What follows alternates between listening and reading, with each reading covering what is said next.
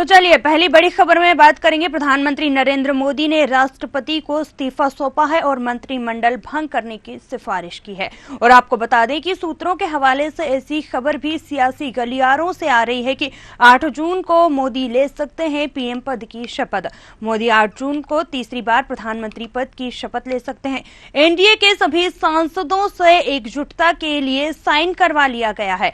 वहीं आपको बता दें कि जेडीयू नेता केसी त्यागी ने भी बताया कि 7 जून को संसद के सेंट्रल हॉल एनडीए के सभी सांसदों की बैठक होगी और 8 जून को तीसरी बार मोदी शपथ ले सकते हैं। लोकसभा चुनाव में भाजपा को 240 सीटें मिली। यह बहुमत के आंकड़े 272 से 32 सीट कम है। हालांकि एनडीए की अगर बात कर ली जाए तो 292 सीटों के साथ बहुमत के आंकड़े के पास लगभग नजर आ रही है और पार कर लिया है।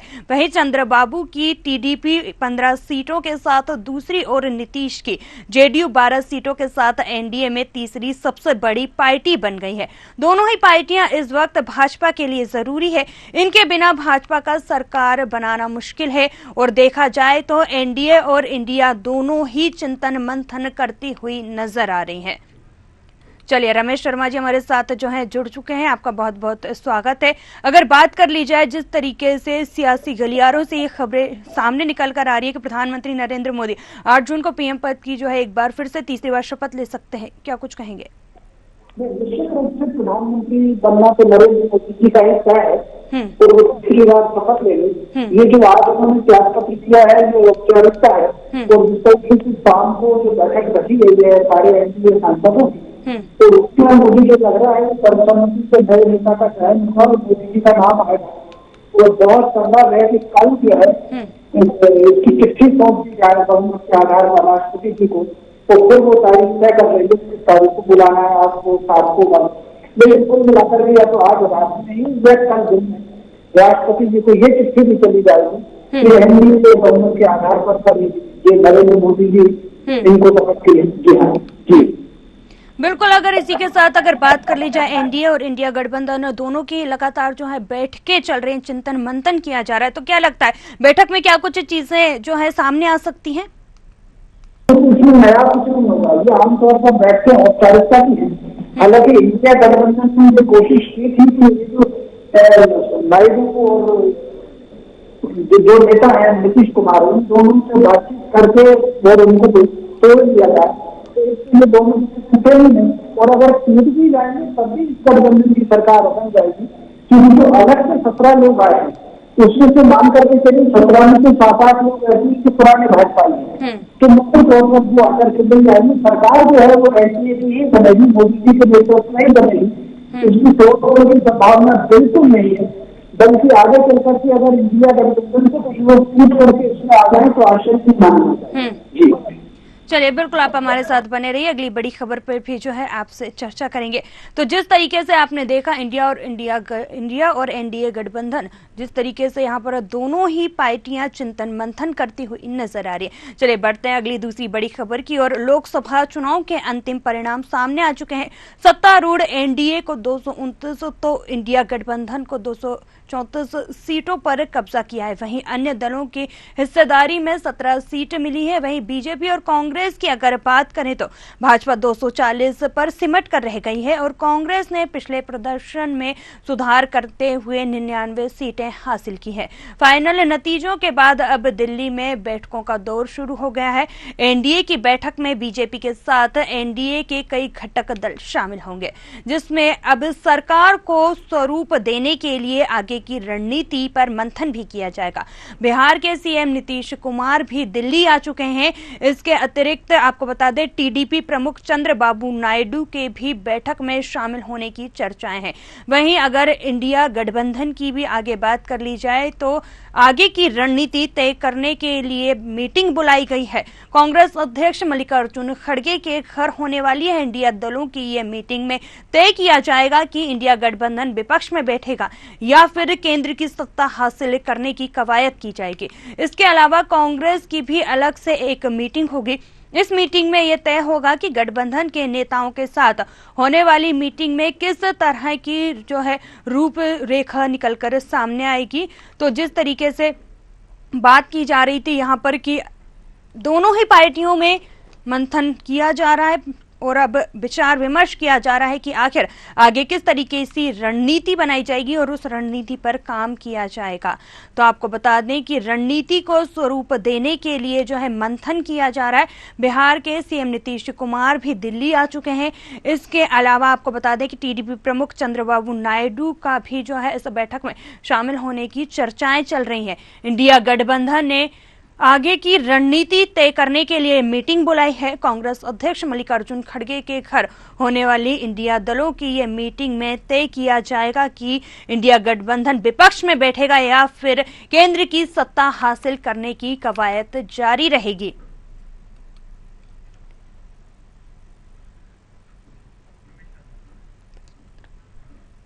चलिए, हमारे साथ रमेश शर्मा जी वरिष्ठ पत्रकार जुड़ गए हैं। जी रमेश जी, अगर बात कर ली जाए तो जिस तरीके से मीटिंगें हो रही हैं, इंडिया गठबंधन विपक्ष में बैठेगा या फिर केंद्र की सत्ता हासिल करने की कवायद में लगा हुआ है, तो क्या लगता है आपको? देखिए, मोटे तौर पर ये जो इंडिया गठबंधन है इसको विपक्ष में ही बैठना है। ये ठीक है कि उनकी 234 के करीब सीटें आ गई हैं और जो संपर्क उन्होंने नायडू जी से भी किया है और नीतीश कुमार जी से भी किया है। हालांकि ये दोनों नेताओं ने बहुत स्पष्ट कह दिया है कि हम एनडीए गठबंधन में ही रहेंगे। तो ये जो है वो ठीक है कि जो अभी मीडिया में वो सुर्खियां ले रहे हैं, बाकी वो विपक्ष में ही बैठेगा। ये दोनों लोग बिल्कुल नहीं आएंगे इंडिया गठबंधन में, और अगर ये दोनों लोग चले भी गए तब भी एनडीए की ही सरकार बनेगी, क्योंकि सरकार अगर आप देखेंगे तो ये जो 17 लोग अदर्स आए हैं, 17 में से 7-8 लोग तो पुराने भाजपाई हैं और दो तीन और छोटे छोटे गुट ऐसे हैं, उसमें से 10-12 लोग भी आकर के एनडीए गठबंधन में मिल जाएंगे। और कुछ दिनों बाद इंडिया गठबंधन से कोई अगर एक आध व्यक्ति टूट जाए या उनके अंदर कुछ झगड़ा हो जाए तो इसका आश्चर्य नहीं करना चाहिए। ये गठबंधन जो है वो केवल मोदी जी के नाम पर उनको हराने के लिए बना हुआ था। आप अगर देखेंगे तो चुनाव प्रचार के दौरान किस तरीके की टिप्पणियां ममता बनर्जी ने कांग्रेस पर की, कांग्रेस की भी कैसी टिप्पणियां आई, आम आदमी पार्टी की कैसी टिप्पणियां आई, सीटों को लेकर के खींचतान समाजवादी पार्टी से भी रही। लेकिन वो तो चूंकि उन्होंने वोटों की दृष्टि से वोटों का दुर्विकरण हो जाए मोदी जी के लिए, तो उस पर वो बराबर कोशिश करते रहे। सरकार जो है वो मोदी जी के नेतृत्व में एनडीए के ही बनेगी, तो बाकी ये सारे के सारे लोग जो है ये विपक्ष में ही बैठेंगे। जी चलिए, बिल्कुल, आपका हमारे साथ जुड़ने के लिए बहुत बहुत धन्यवाद। तो जिस तरीके से बैठकों का दौर जारी है, लगातार मीटिंगें हो रही हैं, अब देखना होगा कि क्या कुछ इन सब चीज़ों में निकलकर सामने आ रहा है। इसके अलावा कांग्रेस की भी अलग से मीटिंग है। इसी मीटिंग में ये साफ होगा कि गठबंधन के नेताओं के साथ होने वाली मीटिंग में किस तरह का रुख अपनाया जाएगा। चलिए, बढ़ते हैं तीसरी बड़ी खबर की ओर। प्रधानमंत्री नरेंद्र मोदी की केंद्र में सरकार की हैट्रिक बनाने जा रही है। इसमें मध्य प्रदेश का भी अहम रोल है। एमपी की 29 लोकसभा सीटों पर बीजेपी ने जीत दर्ज की है। माना जा रहा था कि मध्य प्रदेश के नेताओं को भी दिल्ली में अहम जिम्मेदारी मिलेगी। हालांकि मौजूदा हालात ऐसे नजर नहीं आ रहे हैं, क्योंकि अगर बीजेपी को अपने दम पर बहुमत नहीं मिला है तो पिछली बार 303 सीट पर जीत हासिल करने वाली बीजेपी को इस बार 240 सीट ही मिली है, जबकि बहुमत के लिए 272 का आंकड़ा जरूरी होता है। यानी कि बीजेपी के पास नहीं बहुमत, एनडीए के पास। ऐसे में एनडीए के अपने सहयोगी दलों से सत्ता में भागीदारी में बढ़ोतरी। हालांकि मध्य प्रदेश में केंद्रीय मंत्री के दावेदारों के सामने भी एक बड़ी जो है अड़चन नजर आ रही है। एनडीए के बहुमत को लेकर होने के चलते सरकार में उसके सहयोगी दलों की भागीदारी भी बढ़ेगी। इसकी वजह से मध्य प्रदेश में जो है बात कर ली जाए, दावेदारों का मायूस होना पड़ सकता है। वहीं मौजूदा स्थिति में देखते हुए ये संभव भी और ये संभावनाएं भी जताई जा रही हैं कि इस बार 2019 की तुलना में जो है 3.0 सरकार को जो है मध्य प्रदेश में कम सांसदों को मौका भी मिल सकता है। तो यहाँ पर जिस तरीके से चीजें सामने आ रही है, सांसदों को कम मौका यहाँ पर मिल सकता है। चलिए, इसी पर अधिक जानकारी के लिए हमारे साथ सत्यम शर्मा जुड़ चुके हैं। सत्यम, अगर बात कर ली जाए तो मध्य प्रदेश में अगर जिस तरीके से देश में एनडीए ने अपनी जो है सीटें लेकर आई है, मध्य प्रदेश की भी कहीं ना कहीं अहम भूमिका रही है, क्या कहेंगे इसे लेके? बिल्कुल, देखिए, निश्चित तौर पर मध्य प्रदेश की प्रमुख भूमिका रही है, चूंकि मध्य प्रदेश में 29 सीटें हैं और 29 की 29 सीटें बीजेपी ने छिंदवाड़ा इंक्लूडिंग जीत ली है। ऐसे में मध्य प्रदेश के जो सांसद है उनको कहीं न कहीं ज्यादातर मौका मिलना चाहिए और कई बार से ऐसे सांसद है, अनुभवी नेता मध्य प्रदेश में है जो मंत्री पद के दावेदार भी हैं। जिनमें बात करें तो प्रदेश अध्यक्ष वी डी शर्मा, पूर्व सीएम शिवराज सिंह चौहान समेत कई ऐसे बड़े सांसद हैं तो 3 से 4 बार से लगातार सांसदीय का चुनाव जीतते आए हैं और मध्य प्रदेश को कहीं न कहीं प्रेजेंट किया उन्होंने। वही बात की जाए टोटल सीट की तो टोटल 292 एनडीए के पास है, महागठबंधन के पास है। ऐसे में सिर्फ मात्र 240 सीटें बीजेपी के पास है। 272 के आंकड़े को पाने के लिए कहीं न कहीं बीजेपी को एनडीए का दूसरी पार्टियों का सहारा लेना पड़ रहा है। टीडीपी यानी तेलुगु देशम पार्टी, जहां पर चंद्रबाबू नायडू की सरकार है आंध्र प्रदेश में, जहां पर 15 सीटें आई हैं, वही नीतीश कुमार जेडीयू की 12 सीटें आई हैं। इन दोनों को मिला ले तो 292 सीटों यानी 272 का आंकड़ा बीजेपी जो सीटें चाहिए सरकार बनाने के लिए वो पार कर लेती है। लेकिन जब कभी भी गठबंधन की सरकारें बनती है तो जो गठबंधन के लोग रहते हैं उनकी शर्तों पर सरकार बनती है। तो कहीं चंद्रबाबू नायडू और नीतीश कुमार जरूर अपने लोगों को मंत्रिपरिषद में भेजना चाहेंगे। वहीं मंत्रिपरिषद में जाने के साथ साथ तभी सरकार टिकने की उम्मीद जताई जा रही है। मध्य प्रदेश की बात करें तो मध्य प्रदेश में भी ऐसे सांसद हैं जो कई दिनों से चुनाव जीतते आए हैं और मंत्रिमंडल में उनको जगह मिल सकती है। अगर बीजेपी पूर्ण बहुमत साथ में पूरे देश में आती तो हो सकता था कि मध्य प्रदेश में ज्यादा सांसदों को मंत्रिमंडल में जाने की जगह मिलती। फिलहाल अभी ऐसा माना जा रहा है कि चूंकि एनडीए गठबंधन की सरकार बनेगी, हालांकि पहले भी एनडीए के लोगों को मिलाकर के ही मंत्रिमंडल का विस्तार किया था प्रधानमंत्री नरेंद्र मोदी ने।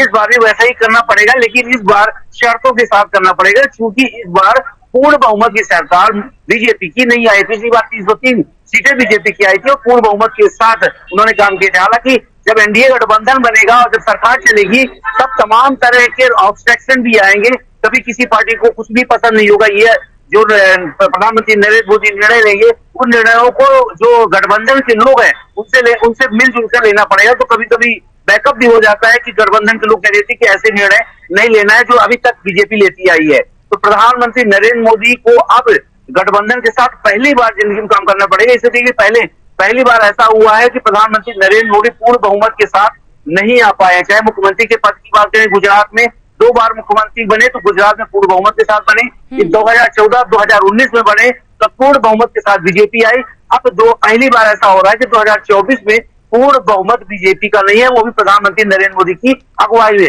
इस तरह से अब किस तरह से गठबंधन में काम करेंगे, क्या भूमिका रहेगी, कौन कौन को मंत्रिपरिषद में जगह मिलती है, ये देखने वाली बात होगी। लेकिन इस बार चुनाव में देखिए, जहां केरल में आज तक बीजेपी जीत नहीं पाई है, वहां पर बीजेपी ने पहला खाता खोल दिया है। केरल में 1 सीट बीजेपी जीत गई है। तो कुल मिलाकर कई जगह अच्छी भी खबर है, कई जगह बुरी खबर है। लेकिन महागठबंधन के साथ जब गठबंधन के साथ सरकार बनेगी तो कहीं ना कहीं कंप्रोमाइज होगा और कंप्रोमाइज होने के साथ साथ मंत्रिमंडल विस्तार में भी कई अड़चने आ रही है। लेकिन देखने वाली बात होगी 8 तारीख के बाद किस तरह का विस्तार होता है, मध्य प्रदेश के कितने सांसद मंत्रिपरिषद में शामिल होते हैं। चलिए, बिल्कुल सत्यम, आप हमारे साथ बने रहिए। चौथी बड़ी खबर पर भी जो आपसे बात करेंगे। तो जिस तरीके से सत्यम ने यहाँ पर हमें जानकारी दी, अब आगे आने वाले वक्त में पता चलता है कि आखिर क्या कुछ होता है। चलिए बढ़ेंगे अगली बड़ी चौथी खबर की। और लोकसभा चुनाव में इस बार देश के 18 पूर्व मुख्यमंत्रियों ने अपने भाग्य का जो है फैसला करने के लिए अपने भाग्य को आजमाया था, लेकिन जिसमें से 12 को जीत हासिल हुई।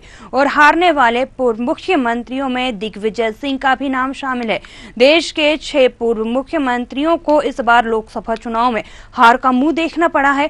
मध्य प्रदेश के पूर्व सीएम दिग्विजय सिंह राजगढ़ लोकसभा सीट से करीब 1,46,000 से अधिक वोटों से चुनाव हार गए हैं।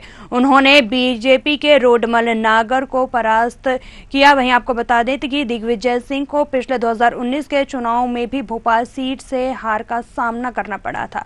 दिग्विजय सिंह के अलावा छत्तीसगढ़ के पूर्व सीएम भूपेश बघेल, कश्मीर के पूर्व सीएम उमर अब्दुल्ला, जम्मू कश्मीर की ही बात कर लें तो पूर्व सीएम महबूबा मुफ्ती को भी हार का सामना करना पड़ा है।